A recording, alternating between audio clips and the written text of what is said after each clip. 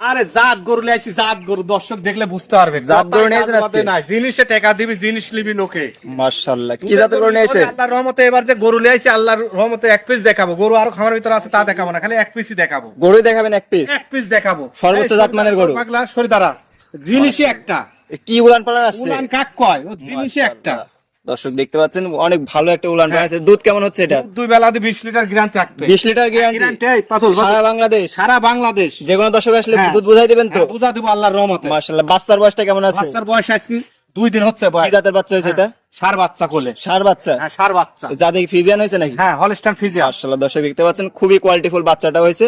আর দুধ দিবেন একবার 20 লিটার বুঝাই দিবেন? লিটার বুঝা দিব আল্লাহর রহমতে। দামটা কেমন থাকবে? দাম চাওয়া দাম 2,15,000। আচ্ছা, দরদামের সুযোগ আছে কি? অবশ্যই সুযোগ আছে। আচ্ছা, দর্শক সরজমিনে এসে দেখে শুনে নিতে পারবে? জমিনে আসি দেখি, যা চাই বাছাই করে নিবে। আমার খামারে তো আরো গরু আছে, আমি অত দেখাবো না। এক পিস গরু দেখাবো, ওয়ান পিস, এক পিস, যাকে বলে গরু। আপনার ঠিকানা পরিচয় দিয়ে দেবেন? ঠিকানা জেলা পাবনা, থানা ঈশ্বরদী, গ্রাম অরংখোলাটের পূর্ব পাশে আমার খামার।